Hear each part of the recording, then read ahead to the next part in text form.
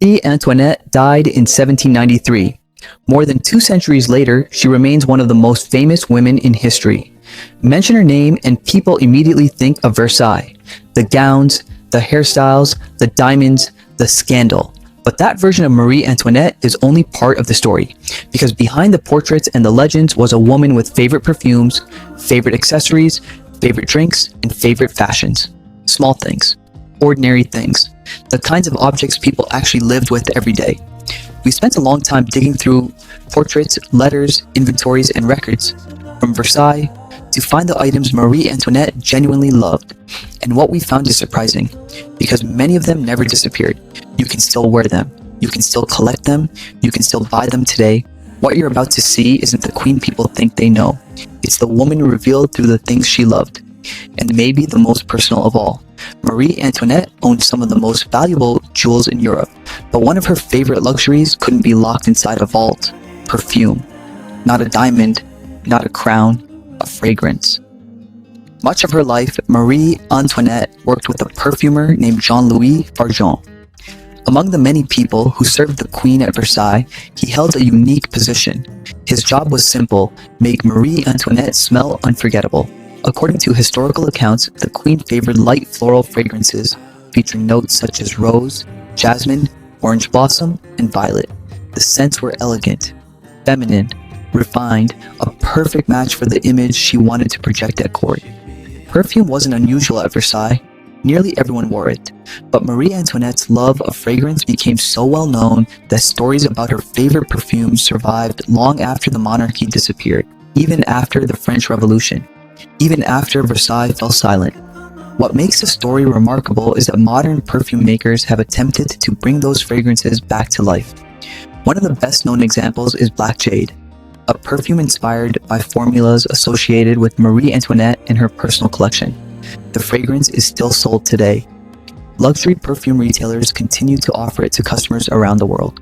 Number 2, Chemise à la Reine. The straw hat surprised people. The dress shocked them. In 1783, a portrait of Marie Antoinette appeared that caused an uproar across France. Not because of what she was wearing, but because of what she wasn't. No heavy court gown, no elaborate royal dress, no jewels covering every inch of fabric. Instead, the queen appeared in a simple white muslin dress known today as the chemise à la reine. We know this because the portrait still survives and remains one of the most famous images of Marie Antoinette ever created. To many people, at the time, the dress looked more like underwear than royal fashion. Critics were horrified. Supporters loved it. Either way, everyone talked about it. The remarkable thing is that the dress helped change fashion. Almost overnight, women across Europe began embracing lighter, more natural clothing inspired by the queen's look. More than 2 centuries later, the style is still alive. Historical reproduction companies, cottagecore fashion brands, and specialty dressmakers continue to sell versions inspired by the chemise à la reine. Number 3, straw hats. Marie Antoinette spent much of her life surrounded by luxury: gold, silk, jewels, everything a queen could want. Which is what makes the next item so surprising: a straw hat. We know this because it appears in some of the most famous images associated with her later years, particularly those connected to her private retreat at the Petit Trianon. Away from the formal ceremonies of Versailles, Marie Antoinette developed a fascination with a simpler countryside style. The look shocked some members of the French court. After all, this was the Queen of France, yet she was dressing more like a shepherdess than a monarch. The straw hat became one of the symbols of that image, almost ordinary, at least by royal standards. The remarkable thing is that the style never disappeared. Straw hats remain one of the most popular fashion accessories in the world, especially during spring and summer. Luxury fashion houses, milliners, and independent artisans continue to produce them in countless styles. Number 4, feather hair accessories. Before people noticed the dress, they noticed the hair. Marie Antoinette became famous for some of the most extravagant hairstyles in history. We know this because her towering hairstyles appear repeatedly in portraits, fashion illustrations, and accounts written by people who saw them in person. Rose several feet above the head. Others were decorated with ribbons, jewels, flowers, and feathers. Lots of feathers. Ostrich feathers became especially fashionable during her reign. The trend grew so popular that aristocratic women across France began copying the look. just as they copied so many other fashions associated with the queen. The bigger the hairstyle, the greater the statement, at least at Versailles. The remarkable thing is that feather accessories never disappeared. Today, ostrich feathers remain popular in luxury fashion, bridal wear, fascinators, costume design, and formal events. Many milliners still use them for the same reason people used them in the 18th century. They attract attention immediately. Prices range from inexpensive decorative pieces to handcrafted luxury accessories costing hundreds of dollars. The trend has become smaller. The impact hasn't. Number 5. Pearl necklaces. Some queens are remembered by their crowns. Marie Antoinette was remembered by her pearls. Look through her most famous portraits and you'll notice them everywhere. Around her neck, woven into her hairstyles, attached to gowns and accessories throughout Versailles. The pearls became one of the signatures of her image. Elegant, refined, timeless, exactly the qualities the queen wanted to project. In the 18th century, fine pearls were among the most expensive luxury items in Europe, and Marie Antoinette seemed to wear them whenever she could. The remarkable thing is that pearl necklaces never went out of fashion. Today, jewelers around the world still sell pearl necklaces in styles remarkably similar to those seen in her portraits. And pearls weren't the only accessories she helped make fashionable. There were also ribbons. Number 6. Silk ribbons. Pearls may have been one of Marie Antoinette's favorite accessories. Ribbons were everywhere. Look closely at portraits from her time at Versailles, and you'll start to notice them. In her hair, on her dresses, around hats, attached to sleeves, shoes, and gowns. The queen seemed unable to get enough of them. Part of the appeal was simple. Ribbons could transform an outfit without changing the outfit itself. A different color, a different arrangement, a completely different look. And when Marie Antoinette embraced the fashion trend, the rest of the French nobility usually followed. Before long, ribbons became one of the defining features of aristocratic fashion in 18th century France. The remarkable thing is that they never disappeared. Today, silk ribbons are still used in fashion, weddings, gift wrapping, millinery, and luxury clothing. They remain one of the simplest ways to add a touch of elegance to an outfit. Prices range from just a few dollars for basic ribbons to considerably more for luxury silk versions. And if Marie Antoinette understood anything, it was how to stand out. Of course, one accessory appeared just as often at Versailles: a fan, hand fans, before smartphones. There was the fan. And at Versailles, almost every fashionable woman carried one, including Marie Antoinette. The fan was more than an accessory.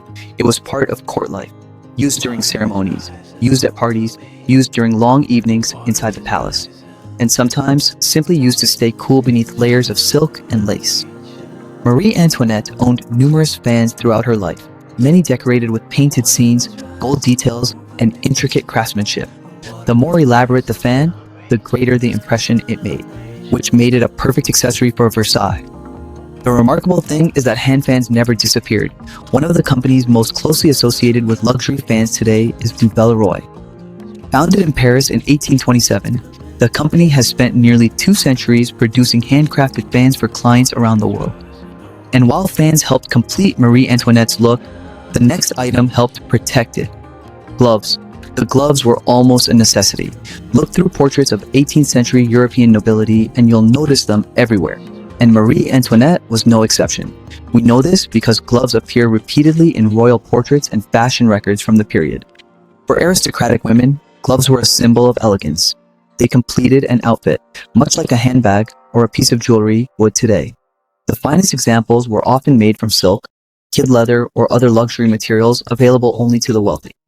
At Versailles, appearance mattered. Every detail mattered, and gloves became part of the carefully constructed image expected of a queen. Remarkable thing is that they never went out of fashion.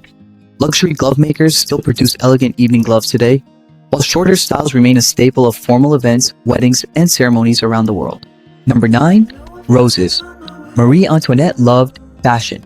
She also loved flowers, especially roses. Walk through the story of her life and they seem to appear everywhere.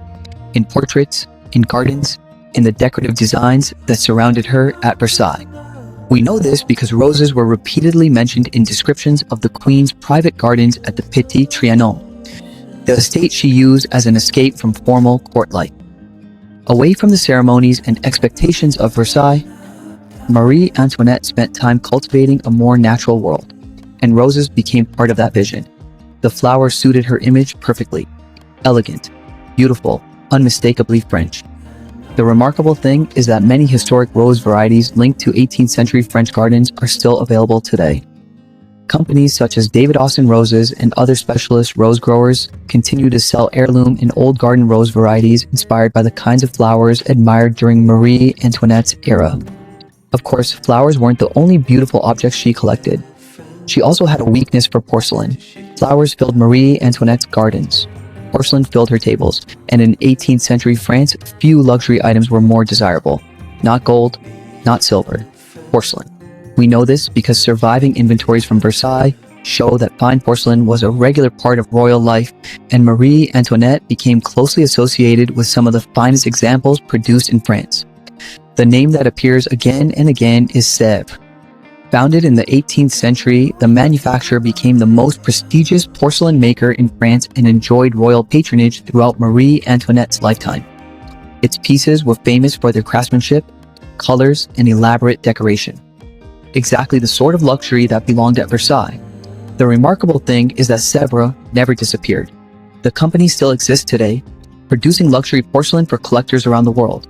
Tea services, dinner sets, decorative pieces, many made using techniques that trace their roots back centuries. Prices vary enormously. Some pieces cost hundreds of dollars, others cost thousands. Number 11, writing sets. Writing was one of her daily habits. Long before emails, long before text messages, there were letters, and Marie Antoinette wrote a lot of them. We know this because hundreds of her letters still survive today, giving historians a rare glimpse into her private life. Friends, family, political allies, trusted confidants, many of the most important moments of her life were recorded with pen and paper, which meant a writing desk was more than furniture. It was a necessity. The Queen owned elegant writing sets and desks suited to the luxury of Versailles, often decorated with fine woods, gilded details, and exceptional craftsmanship. And while letters helped preserve her words, another item helped preserve her sense of time: a clock. Decorative clocks. Letters captured Marie Antoinette's thoughts. Clocks captured her time, and few people in 18th century Europe had access to finer examples. We know this because surviving records from Versailles show that Marie Antoinette owned numerous decorative clocks, many created by some of the most skilled craftsmen in France. These weren't ordinary household clocks, they were works of art, covered in gilt bronze, decorated with marble, designed to be admired as much as used. At Versailles, a clock wasn't simply a way to tell the time, it was a statement, a display of taste, a display of wealth, and Marie Antoinette lived in a world where both mattered. The remarkable thing is that many of these designs survived. Luxury furniture makers and antique dealers still sell French mantel clocks inspired by the same 18th century styles that decorated royal residences. Some reproductions are relatively affordable. Original antiques can sell for thousands, or much more. Purpose remains unchanged. Number 13, wicker baskets. The garden offered something more: an escape. When Marie Antoinette wanted to get away from the rigid ceremonies of Versailles, she often retreated to the grounds of Petit Trianon. There, she embraced a version of country life that fascinated her. And one object appears again and again in paintings, illustrations, and descriptions connected to that world: a wicker basket. Not a jewel, not a crown, not a royal treasure, a basket. The accessory became closely associated with the pastoral style Marie Antoinette helped popularize during her later years. Simple dresses, straw hats, flowers, and woven baskets carried through the gardens.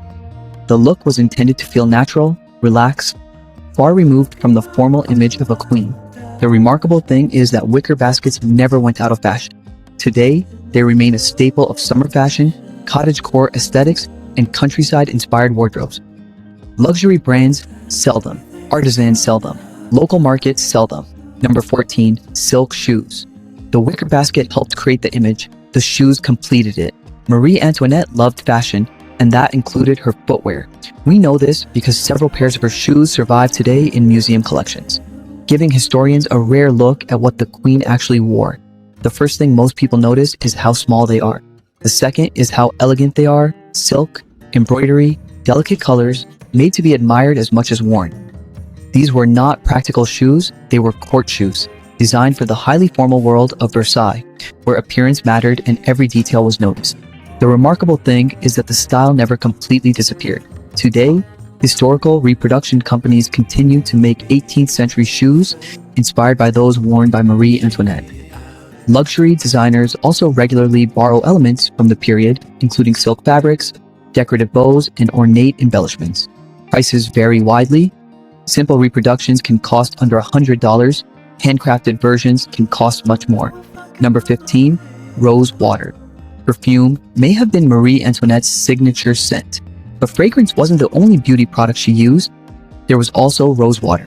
Long before modern skincare products filled store shelves, rose water was one of Europe's most popular beauty treatments, and few places embraced it more enthusiastically than the French court. We know this because beauty guides, household records, and accounts from the period frequently mention rose water as part of aristocratic grooming and beauty routines. The appeal was obvious, it smelled wonderful, it felt refreshing, and it was associated with elegance and refinement. Two qualities Marie Antoinette cared deeply about. Rose was one of the most fashionable scents of the 18th century. It appeared in perfumes, cosmetics, bath products, and personal care rituals throughout Versailles. For aristocratic women, rose water became a simple way to add a touch of luxury to everyday life. The remarkable thing is that it never disappeared. Today, rose water remains one of the most widely used beauty products in the world.